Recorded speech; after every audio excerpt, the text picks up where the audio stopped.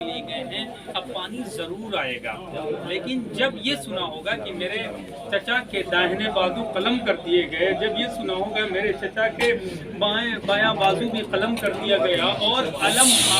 علم تو آیا ہے لیکن علمدار نہیں، وہ بھی علمدار کہاں رہ گیا؟ فرات کے کنارے، بازو کہاں رہ گئے؟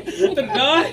خیام حسینی اور فرات کی راہ میں رہ گئے، اسی جگہ پر ہم ہیں۔ پہلے آپ نے فرات کے کنارے جا کے مصائب سنے، اس کے بعد اب یہاں پر جہاں پر جناب عباس کا داہنا بازو قلم ہو کے گرا تھا، جناب عباس کا روضہ بھی سامنے ہے۔ جناب عباس علیہ السلام کو اللہ نے کتنی عظمت دی ہے، کیوں عظمت دی ہے؟ صرف امام وقت جو تھے ان کی اطاعت کرنے میں اپنا سب کچھ جناب عباس نے لٹا دیا، حتیٰ کہ جو بازو تھے ان کو بھی جو ہے قلم ہونے پر راضی رہے اور اپنی جو شجاعت تھی اس شجاعت کو بھی قربان کر دیا۔ یعنی اگر امام نے کہا کہ آقا آپ نہ جائیے تو نہیں گئے، جب بھیجا سوکھی ہوئی مشق سکینہ دیا، ایک ٹوٹا ہوا نیزہ دیا، ٹوٹا ہوا نیزہ لے کر بھی گئے، مشق سکینہ کو بھی لے کے گئے، اس نہر فرات میں کافی دیر تک مشق سکینہ کو رکھا جو 3 دن سے خشک ہو گئی تھی، جب نم ہوئی تو پانی بھرا، پانی بھر کے مشق سکینہ میں بھر کے جب چلے ہیں تو آپ مجالس میں سنا کرتے ہیں، صرف مصاب ہونے کے لیے ایک میں تصور آپ کے حوالے کر کے مجلس کو جو ذکر مصیبت ہے اس کو تمام کرنا چاہ رہا ہوں۔ صرف اور صرف جب آ رہے تھے تو ان کا مقصد یہ تھا کہ مشق سکینہ کے پاس پہنچ جائے، اور آپ تصور کریں کہ جب یہ داہنا بازو قلم ہوا ہے تو صرف ایک فکر کی مشق بچ جائے۔ آگے اور بڑھے ہیں، ابھی آپ اس کے بعد جہاں بایاں بازو قلم ہوا ہے وہاں جائیں گے،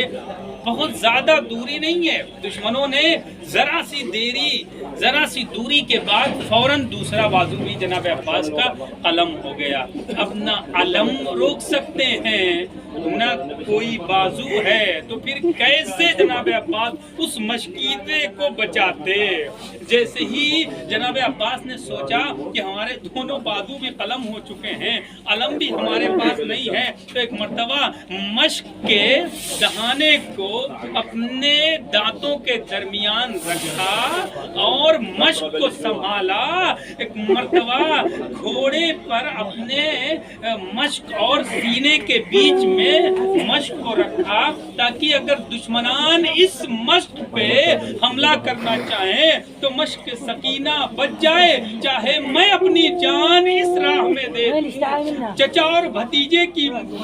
کی محبت کا آپ اندازہ لگائیں کہ کس طریقے سے بھتیجے کی پیاس کا احساس تھا کہ اس کی پیاس ہم بجھا سکیں۔ دونوں بازو قلم ہو چکے تھے لیکن صرف یہی تھا کہ یہ مشق خیمے تک پہنچ جائے۔ عزادارو، جب ایک مرتبہ کسی ظالم نے ایک مرتبہ تیر لیا، نشانہ مشق سکینہ پہ لیا اور تیر آ کے مشق سکینہ پہ لگا، پانی بہنے لگا، ایک مرتبہ جناب عباس نے گھوڑے کا رخ موڑ دیا، اور جب گھوڑے کا رخ موڑا ہے تو ایک مرتبہ ایک شقی نے جناب عباس کے ایک ایسا گرز لگایا ہے سر پہ کہ نہ زین پہ رہ سکے نہ زمین پر رہ گئے۔ ایک مرتبہ آقا کو سلام کیا، علیکہ منی السلام یا ابن رسول اللہ، اے میرے آقا، یا آپ کا بھائی، یا آپ کا غلام اب آپ کی خدمت میں نہیں پہنچ سکتا ہے۔ یہ آواز سنی تھی کہ حسین نے ایک مرتبہ اپنے ہاتھوں کو کمر پہ رکھا، کہتے علان ان کا سرازاری، ارے میری کمر ٹوٹ گئی اس آواز کو سننے کے بعد۔ اللہ